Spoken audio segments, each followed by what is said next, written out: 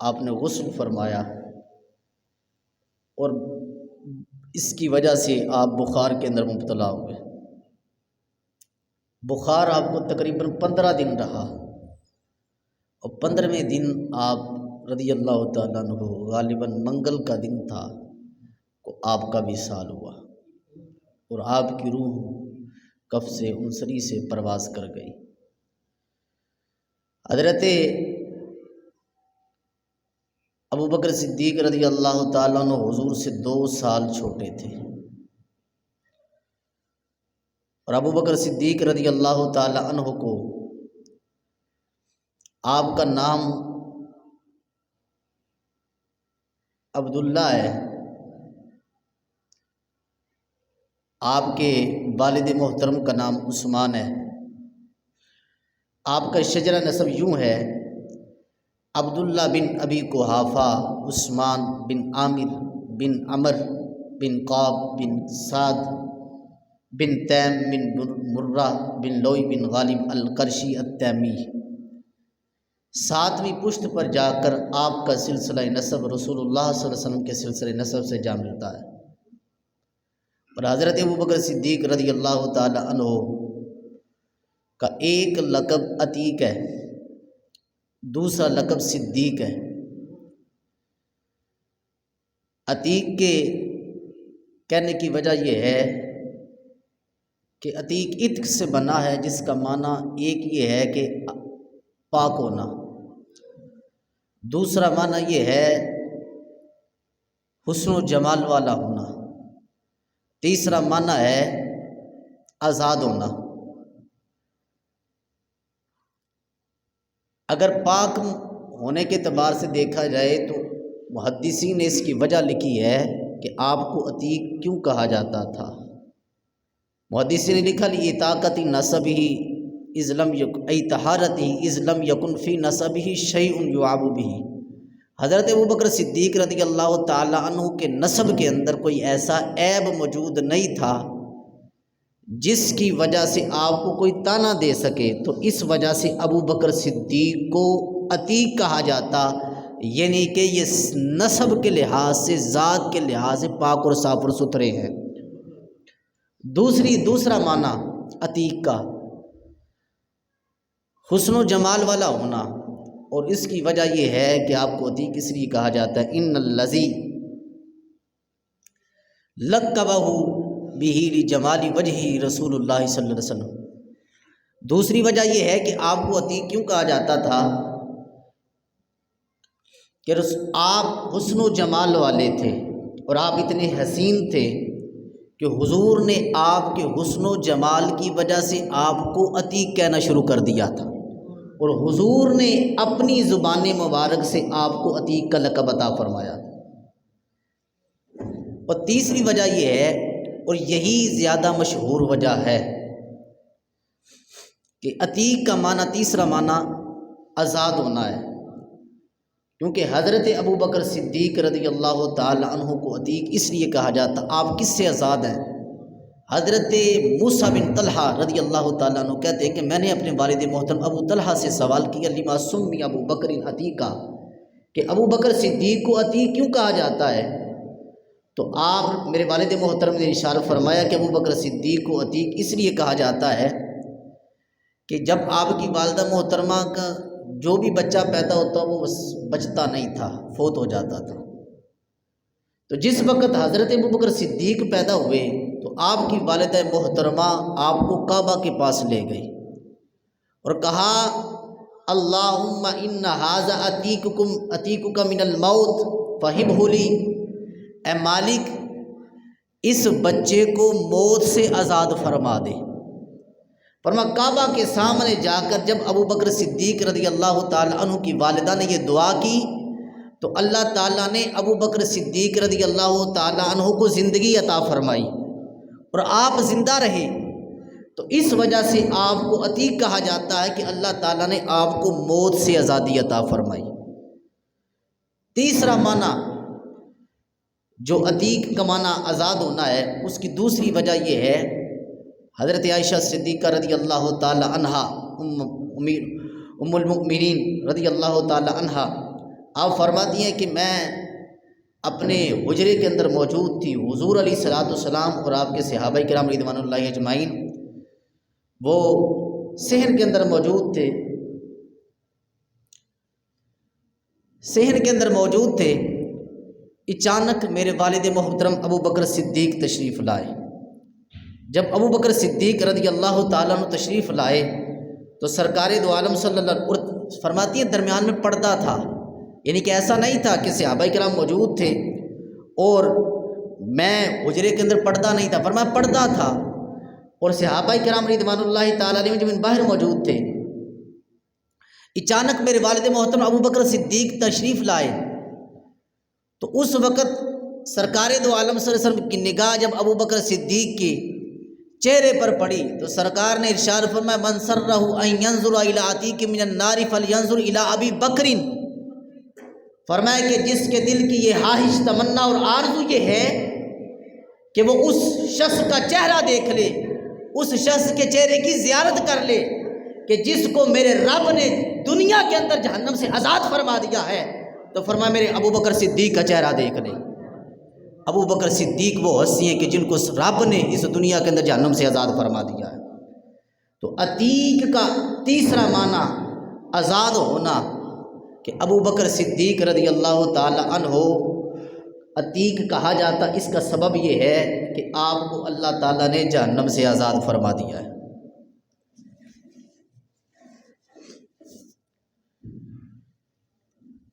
اور حضرت ابو بکر صدیق رضی اللہ عنہ کو دوسرا لقب صدیق ہے، اور صدیق ایسا لقب ہے، صدیق کہنے کی وجہ یہ ہے کہ جس وقت سرکار دو عالم صلی اللہ علیہ وسلم حضرت ابو ہریرہ رضی اللہ عنہ کے غلام ابو وہب وہ کہتے ہیں کہ جس وقت سرکار دو علیہ وسلم معراج سے ہو کر واپس تشریف لائے تو مشرکین مکہ نے کہا اب موقع ہے کہ اب ابو بکر صدیق کو جا کے کہتے ہیں تمہارا یار تمہارا نبی تو بڑے بڑے دعوے کرتا ہے، وہ کہتا ہے کہ راتوں رات ہو کر، اب یہاں دیکھیں نا کہ ابو بکر صدیق نے معراج کی تصدیق کی ہے اور ابو بکر صدیق کے جو وصال کا مہینہ ہے اسی کے بعد معراج کا مہینہ ہے، یہ نسبت ہے آپس میں، جمادی الاخرى کے بعد رجب کا مہینہ آ جانا ہے، معراج کا مہینہ آ جانا ہے۔ تو اب وہ کہنے لگے کہ بڑے بڑے دعوے کر دیے ہیں آپ کے محبوب نے، آپ کے نبی نے، آپ کے یار نے، حل صاحبی کا، کہ اب بھی تو اپنے یار کو نہیں چھوڑے گا، اپنے محبوب کو نہیں چھوڑے گا؟ تو کہا کیا کون سا دعویٰ کیا ہے؟ کہا کہ تمہارے محبوب نے یہ دعویٰ کیا ہے کہ وہ راتوں رات یہاں سے بیت المقدس تک پہنچے ہیں، یعنی کہ جہاں تک قرآن کی آیت ہے، اور پھر آگے تو یہ ہے کہ بیت المقدس سے حضور علیہ الصلوۃ والسلام کی ذات گرامی سدرۃ المنتہا تک پہنچی، آگے کعبہ کو حسین کی منزلوں تک وہ پار کر گئے۔ تو حضرت ابو بکر صدیق رضی اللہ عنہ کو جب یہ جملے بول رہے تھے کہ اب تو معاملہ ختم، ہم ورگلائیں گے اور ابو بکر صدیق ہمارے جال میں آ جائیں گے اور سرکار کا کلمہ پڑھنا چھوڑ دیں گے، سرکار کے دین کو چھوڑ دیں گے، لیکن ان کو کیا پتا تھا ابو بکر صدیق دلائل نہیں دیکھتا، ابو بکر صدیق دلائل نہیں دیکھتے، ابو بکر صدیق دلیل و براہین کی طرف نہیں نظر کرتے، ابو بکر صدیق دیکھتے ہیں تو مصطفیٰ کو دیکھتے ہیں۔ حضرت ابو بکر صدیق نے کہا اوقال ذالک، کیا یہ میرے محبوب نے کہا ہے؟ کیا یہ میرے محبوب نے کہا ہے؟ پہلے بات پوچھی، کہا ہاں انہی نے کہا ہے۔ تو حضرت ابو بکر صدیق رضی اللہ عنہ نے کہا لقد صدق، اگر انہوں نے کہا تو صدیق تصدیق کرتا ہے، اگر انہوں نے کہا ہے تو پھر صدیق مانتا ہے۔ پریشان ہوئے اور کہا انی لا اصدقہ بابعد من ذلک بخبر السماء غدوۃ وروحا، فرمایا تم میرے پاس ایک چھوٹی سی بات لے کر آ گئے ہو، یہ تو بات چھوٹی ہے، ابو بکر تو ان باتوں کی بھی تصدیق کرتا ہے جو عرش بری سے مصطفیٰ کے سینے پر صبح و شام نازل ہوتی ہیں۔ ابو بکر صدیق ان باتوں کی بھی تصدیق کرتا ہے۔ حضرت ابوبکر صدیق رضی اللہ تعالیٰ عنہ نے تصدیق کی، اور حضور جب پریشان تھے تو حضرت جبریل علیہ السلام تشریف لائے مقام ذی طوبہ پر، تو اس وقت حضور غمگین تھے، کہا ان قومی لا یصدقونی، میری قوم نہیں ماننے کی میری بات۔ تو حضرت جبریل علیہ السلام نے عرض کی یا رسول اللہ یصدقک ابو بکر وہو صدیق، یا رسول اللہ کوئی اور مانے نہ مانے آپ کا یار صدیق ضرور مانے گا۔ اب چھوڑ دے دوسروں کی باتیں، آپ کا یار تو مانے گا نا، آپ کا محبوب دوست اور محبوب غلام تو مانے گا نا۔ اب یہ جو بات ہے کہ آپ کو صدیق کیوں کہا گیا، اور یاد رکھیں گے لقب کوئی عام لقب نہیں ہے صدیق کا، ایسا نہیں کہ صرف حضور نے یہ لقب ارشاد فرمایا، صدیق وہ لقب ہے جو اللہ تعالیٰ نے خود ابوبکر صدیق کو عطا فرمایا ہے، اور اس کے اندر قرآن کی آیت بھی ہے والذی جاء بالصدق وصدق بہ اولئک هم المتقون، اور وہ جو سچ لے کر آئے، اور وہ ہستی جو سچ لے کر آئی اور وصدق بہ، اور جس نے اس کی تصدیق کی، سچ لے کر آنے والی ذات مصطفیٰ کی ہے، اور اس سچ کی تصدیق کرنے والی ذات ابوبکر صدیق کی ہے۔ حضرت مولا کائنات شیر خدا رضی اللہ تعالیٰ اشارہ فرماتے ہیں اگر بات صرف ابوبکر صدیق کے گھر والوں کی ہو کہ ان کو اس وجہ سے صدیق کہا جاتا ہے تو پھر بھی لوگ اعتراض اٹھا سکتے ہیں، لیکن یہاں بات ہے باب مدینۃ العلم کی، مولا کائنات کی، شہنشاہ ولایت کی، حسن و حسین کے بابا کی،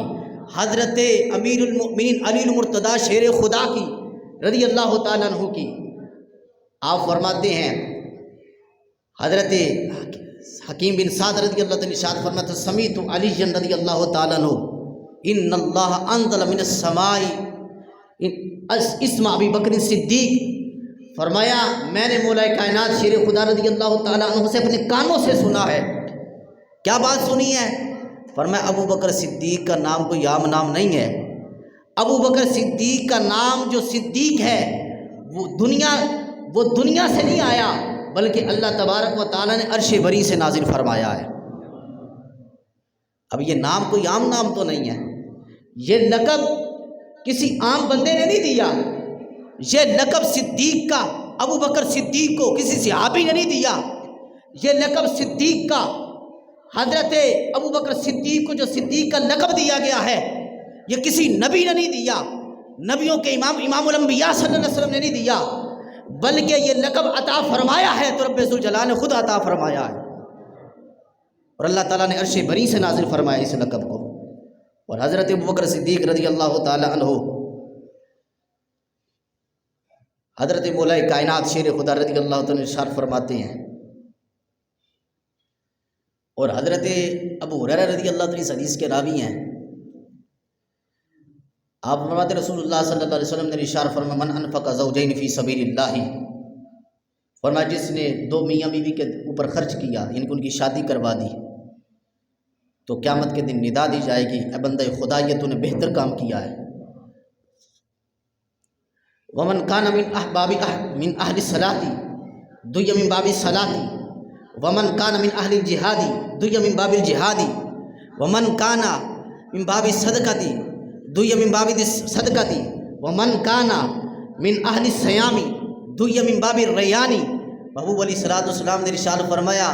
کہ جو نمازی ہوگا اس کو نماز والے دروازے سے پکارا جائے گا جنت کے اندر۔ فرمایا کہ جو مجاہد ہوگا اسے جہاد والے دروازے سے پکارا جائے گا کہ جنت کے اندر داخل ہو جا۔ جو صدقہ کرنے والا خیرات کرنے والا ہوگا اس کو صدقہ اور خیرات کے دروازے سے پکارا جائے گا۔ اور فرمایا کہ جو روزے دار ہوگا اسے باب الریان کے دروازے سے پکارا جائے گا۔ وہ سوال پیدا ہوتا ہے ایک بندہ تو ساری چیزیں کرتا ہے تو اس کا کیا سبب ہے کہ کسی کو نمازی کے دروازے نماز والے دروازے سے، کسی کو ریان کے دروازے سے، کسی کو جہاد والے دروازے سے؟ اس کا یہ مطلب نہیں ہے کہ کوئی بندہ روزے والے دروازے سے پکارا جائے گا تو وہ بے نمازی ہوگا، نہیں، ایسی بات نہیں ہے۔ مطلب یہ ہے کہ جس پر جس عبادت کا غلبہ ہوگا، جس پر جس عبادت کا غلبہ ہوگا اس دروازے سے پکارا جائے گا. اگرچہ وہ نمازی ہے لیکن وہ روزے دار ہے تو اس پر روزے کا غلبہ ہے، وہ کثرت کے ساتھ روزے رکھتا ہے، یعنی کہ نفلی روزے بھی رکھتا ہے، جمعرات سمار کے روزے بھی رکھتا ہے. تو جس دروازے سے وہ پکارا جائے گا، جس عبادت کا اس پر غلبہ ہوگا، اس دروازے سے وہ پکارا جائے گا. جب سرکار دو عالم صلی اللہ علیہ وسلم یہ ارشاد فرما رہے تھے کہ ابو بکر جس عبادت کا جس پر غلبہ ہوگا وہ اسی دروازے سے پکارا جائے گا، تو حضرت ابو بکر صدیق رضی اللہ تعالیٰ کہنے لگے یا رسول اللہ صلی اللہ علیہ وسلم ابی انت و امی، یا رسول اللہ میرے ماں باپ آپ پر قربان ہو جائیں. یا رسول اللہ الا من دعیا من تلک الابواب ضرورت او کما قال، یا رسول اللہ کم سے کم کوئی نہ کوئی ہر بندہ کسی نہ کسی دروازے سے پکارا جائے گا، یہ تو بات پکی ہے، ہر کوئی مسلمان کسی نہ کسی دروازے سے پکارا جائے گا، یہ بات پکی ہے. یا رسول اللہ هل يدعى من تلك الابواب كلها، یا رسول اللہ ایسا بندہ بھی ہے جسے سارے دروازوں سے پکارا جائے گا، جسے جنت کے سب دروازوں سے پکارا جائے گا. تو سرکار دو عالم صلی اللہ علیہ وسلم نے ارشاد فرمایا نعم وارجو ان تکون منہم، اے ابو بکر صدیق ہاں ایسا بندہ بھی ہے جسے جنت کے سارے دروازوں سے پکارا جائے گا. یا رسول اللہ وہ کون ہے؟ فرمایا ابو بکر صدیق مجھے امید ہے اور یقین ہے کہ تو وہ ہستی ہے جسے جنت کے سارے دروازوں سے پکارا جائے گا. چار یار نبی دے سونے نہیں کوئی اینا چاراں ورگا، نہ اس دھرتی پیدا کیتا اینا جان نثاراں ورگا، اعظم شان صدیق دی کی پوچھنا اکو یار ہزاراں ورگا. حضرت ابو بکر صدیق کو رب ذوالجلال نے ہزاروں، یہ تو اعظم نے کی بات کی نا، مولانا اعظم صاحب نے، یہ تو انہوں نے بات کی، وگرنہ تو وہ تو کروڑوں اربوں میں ایک ہے، وہ تو کروڑوں اربوں میں ایک ہے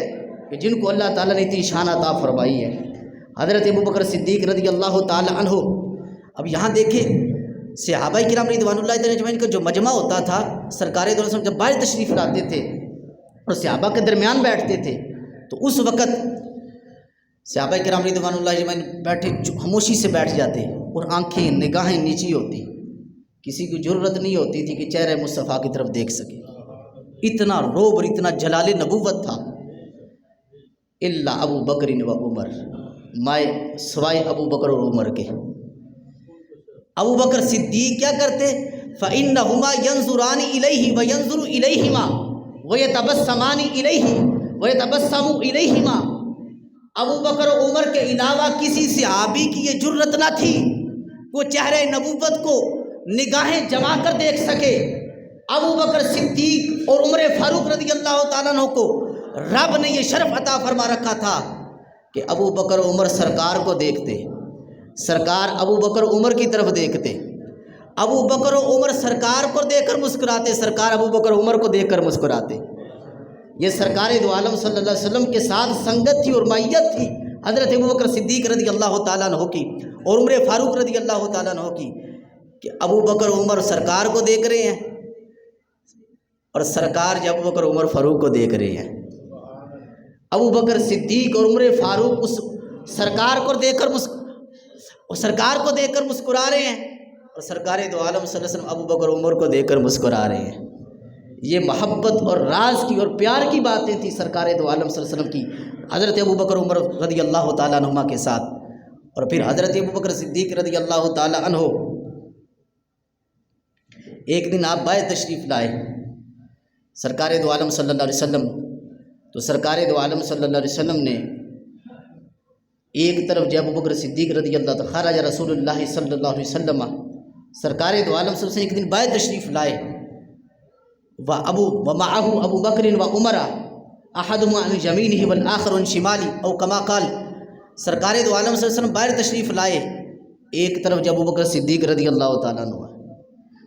دوسری طرف حضرت عمر بن خطاب رضی اللہ تعالیٰ عنہ ہے. سرکار دو عالم صلی اللہ علیہ وسلم نے ارشاد فرمایا ہے اے صحابہ اس انداز کو یاد کر لو، ہاکذا نبعث یوم القیامہ، اے صحابہ اس کو دیکھ لو میرے دائیں طرف ابو بکر صدیق ہے، بائیں طرف عمر فاروق ہے۔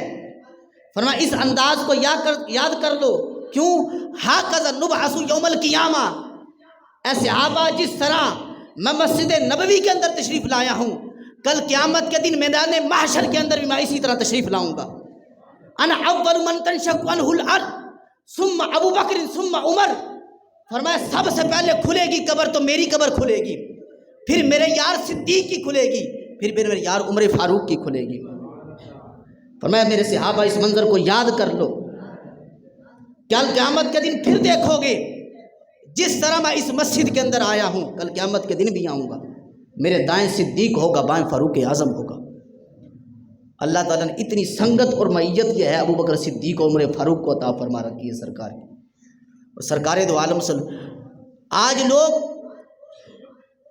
دنیا کی زندگی کے اندر ابو بکر اور عمر کو مصطفیٰ سے جدا کرنے کی کوشش کرتے ہیں کہ سرکار کی زندگی کے بعد ان کا انداز بدل گیا تھا، رستہ بدل گیا تھا، نظریہ بدل گیا تھا، سوچ بدل گئی تھی، اور قربت سے دوری کی طرف چلے گئے۔ لوگ دنیا کی بات کرتے ہیں، صرف دنیاوی زندگی کی، لیکن یہاں سنگت دیکھو ابو بکر صدیق کی، سنگت دیکھو عمر فاروق کی۔ لوگ دنیا کے اندر سرکار کی زندگی کے بعد ابو بکر و عمر کو سرکار سے جدا سمجھتے ہیں، لیکن رب کعبہ کی قسم ہے ابو بکر صدیق اور عمر فاروق دنیا کی زندگی میں تھے تو تب بھی مصطفیٰ کے ساتھ تھے، اور اگر سفر میں تھے تو تب بھی مصطفیٰ کے ساتھ تھے، اگر بدر میں تھے تو تب بھی مصطفیٰ کے ساتھ تھے، احد میں تھے تو تب بھی مصطفیٰ کے ساتھ تھے، حنین میں تھے تو تب بھی مصطفیٰ کے ساتھ تھے۔ ابو بکر صدیق اور عمر فاروق زندگی کے اندر بھی مصطفیٰ کے ساتھ تھے، آج مزار میں بھی مصطفیٰ کے ساتھ نظر آتے ہیں۔ اور صرف مزار کی بات ہوتی تو میں اپنی بات کو روک دیتا، آج اگر مزار میں مصطفیٰ کے ساتھ ہے، کل قیامت کے دن میدان محشر میں بھی مصطفیٰ کے ساتھ ہوں۔ ابو بکر صدیق رضی اللہ تعالیٰ کی معیت اور سنگت لوگ یہاں دنیا سے جدا سمجھتے ہیں، لیکن کل قیامت کے دن میدان محشر کے اندر بھی ابو بکر صدیق کو مصطفیٰ کی معیت حاصل رہے گی، عمر فاروق کو مصطفیٰ کی سنگت حاصل رہے گی۔ اور ابو بکر صدیق رضی اللہ تعالی عنہ کے بارے میں سرکار دو عالم صلی اللہ علیہ وسلم نے ارشاد فرمایا، اور کتنی سنگت اور کتنا رتبہ آپ رضی اللہ تعالیٰ کو اللہ تعالیٰ نے عطا فرمایا ہے۔ لوگ باتیں کرتے ہیں، لوگ کہتے ہیں کہ ابو بکر صدیق رضی اللہ تعالی عنہ، اور آج بھی پنڈی کے کچھ احباب یہ باتیں کرتے ہوئے نظر آتے ہیں کہ حضرت ابو بکر صدیق رضی اللہ تعالی عنہ سے ایک مسئلہ کے اندر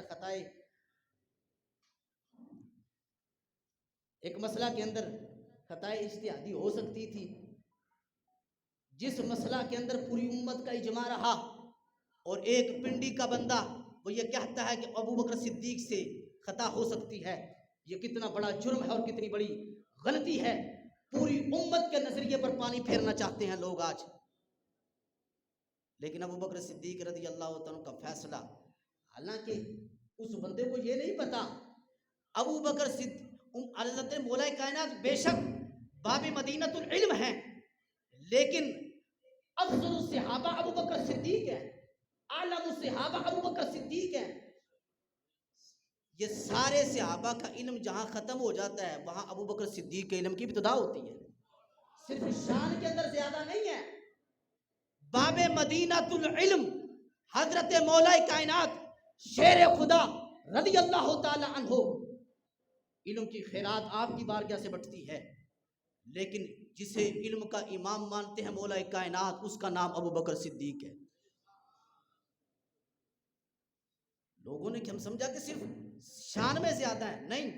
تقوی میں زیادہ ابو بکر صدیق ہیں، افضلیت میں زیادہ ابو بکر صدیق ہیں، علم میں زیادہ ابو بکر صدیق ہیں، اور اخلاص کے اندر اب ذرا بات سنیں، ابو بکر صدیق رضی اللہ عنہ کے دیگر صحابہ روزے نہیں رکھتے تھے، صدقہ و خیرات نہیں کرتے تھے، جہاد پر نہیں جاتے تھے، جتنا اخلاص ابو بکر صدیق کے سینے کے اندر تھا۔ نیکی بڑھتی ہے اخلاص کی وجہ سے، کس کی وجہ سے؟ اخلاص کی وجہ سے۔ ہزاروں نیکیاں کی جائیں اور اخلاص ایک نیکی کا بھی نہ ہو تو اس کا کوئی فائدہ نہیں ہوتا۔ اور ایک نیکی ہو اور اخلاص لاکھوں کے برابر ہو تو وہ ایک نیکی لاکھوں سے بھی آگے چلی جاتی ہے۔ ابو بکر صدیق رضی اللہ تعالیٰ عنہ کو جو سب سے آگے چیز لے گئی، اس کا ایک سبب یہ تھا کہ ابو بکر صدیق کے سینے کے اندر اخلاص بہت زیادہ تھا۔ اخلاص بہت زیادہ تھا، یہی سبب تھا کہ عمر فاروق آدھے سے زیادہ مال لے کر آئے، اور ہو سکتا تھا ابو بکر صدیق کے مال سے ان کا مال زائدہ ہو، لیکن ابو بکر صدیق کا اخلاص بڑے آگے تھا۔ مال اگرچہ ان کے پاس تھوڑا تھا یا زیادہ تھا عمر فاروق رضی اللہ عنہ کے لحاظ سے، لیکن ان کا اخلاص ان کو وہاں تک لے گیا۔ حضرت ابو بکر صدیق رضی اللہ تعالی عنہ قیامت کے دن محبوب علیہ الصلوۃ والسلام نے ارشاد فرمایا، میرا یار ابو بکر صدیق قیامت کے دن یشفع امتی 70,000 من امتی، 70,000 امتیوں کی سفارش کرے گا جنت کے دروازے پر کھڑے ہو کر، جنت کے دروازے پر کھڑے ہو کر 70,000 امتیوں کی سفارش کرے گا۔ اور آج لوگ مدینہ شریف مسجد نبوی شریف کی طرف کیوں نہیں جاتے؟ ان لوگوں کا عمرہ عراق کی طرف کیوں ہوتا ہے، شام یہ بغداد شریف کی طرف کیوں ہوتا ہے؟ ان لوگوں کا عمرہ شام کی طرف کیوں ہوتا ہے، عراق کی طرف کیوں ہوتا ہے؟ اس کا ایک سبب یہ ہے کہ مسجد نبوی ابو بکر صدیق کے پیسوں سے خریدی گئی تھی۔ مسجد نبوی شریف ابو بکر صدیق رضی اللہ عنہ کے پیسوں سے خریدی گئی، آپ کے مال سے خریدی گئی۔ اب یہاں کوئی مسجد کا ایک ٹکڑا خرید دے، جب تک نمازی نماز پڑھتا رہے تو نیکی کسے ملے گی؟ جس نے ٹکڑا خرید کر دیا۔ اور پھر اس مسجد کی نماز، اس مسجد کے اندر کوئی نماز پڑھے تو اسے 27 نمازوں کا ثواب ہے، لیکن اس مسجد میں کوئی نماز پڑھے تو 50,000 نمازوں کا ثواب ہے۔ اور جتنا جس کو ثواب ملنا ہے، جس نے یہاں مدد کی ہے اس تک پہنچنا ہے۔ اب قیامت تک جتنے، اور ہے بھی وہ خاص ٹکڑا، سرکار کے جتنے بھی امتی عاشق ہیں اس خاص، کیونکہ پہلے مسجد نبوی چھوٹی تھی، جو خاص زمین خریدی ابو بکر صدیق، بعد میں حضرت عثمان ذو النورین نے اس کے اندر اضافہ کیا۔ یہاں تو ابو بکر صدیق نے خریدی زمین، اور جو اضافہ کیا وہ عثمان ذو النورین نے کیا رضی اللہ تعالیٰ عنہما نے۔ اب اس خاص ٹکڑے کے اندر جو حجرہ عائشہ ہے، اس خاص ٹکڑے کے اندر اس کے پاس جو ہے جالیوں والا جو حصہ ہے، اس کے پاس لوگ جہاں اپنی نماز پڑھنے کو شرف قبولیت سمجھتے ہیں، اور باقاعدہ پرمٹ لینے کی کوشش کرتے ہیں، اجازت لینے کی کوشش کرتے ہیں کہ اس کے قریب جا کر نماز پڑھیں، تو ہو سکتا ہے مہر لگ جائے۔ تو پتہ چلا ابو بکر صدیق رضی اللہ تعالی عنہ نے جو زمین خریدی ہے، بندہ وہاں اس کے قریب جاتا ہے، اور وہ زمین وہی ہے جو ابو بکر صدیق نے خریدی ہے، اس کے قریب اس لیے جاتا ہے کہ تاکہ سرکار کی نظر مزید پڑ جائے، شاید سرکار کی نظر پڑے اور میرا کام بن جائے۔ جس زمین پر قدم رکھ کر وہ چل رہا ہے، اور جس زمین پر قدم رکھ کے وہ قریب جا رہا ہے، اگر وہ جا رہا ہے تو ابو بکر صدیق کے وسیلے سے ہی جا رہا ہے۔ تو اس لیے ابو بکر صدیق رضی اللہ تعالی عنہ کا مقام، ہزاروں لوگ کہتے ہیں مولا کائنات شیر خدا کے بارے میں بڑی حدیث آئی ہیں، لیکن یار حضور کے چاروں یار جس کے بھی موضوع چھیڑ دیا جائے نا، تقریباً بندہ نچیز ایک کم علم ہے 4 سے 5 گھنٹے 10 گھنٹے تک بندہ صرف صدیق اکبر کو گفتگو کر سکتا ہے، صرف صدیق اکبر پر۔ اور جس یار کو بھی پڑھا جائے، بندہ کہتا ہے شاید اللہ تعالیٰ نے ساری شان اسے عطا فرما دی ہے۔ جس یار کو بھی پڑھا جائے، حضور کے ہر یار کی خوشبو نرالی ہے۔ میری دعا ہے کہ اللہ کے کائنات جل جلالہ ہم سب کو قرآن و سنت کا فہم عطا فرمائے۔ ما علیہ الا البلاغ۔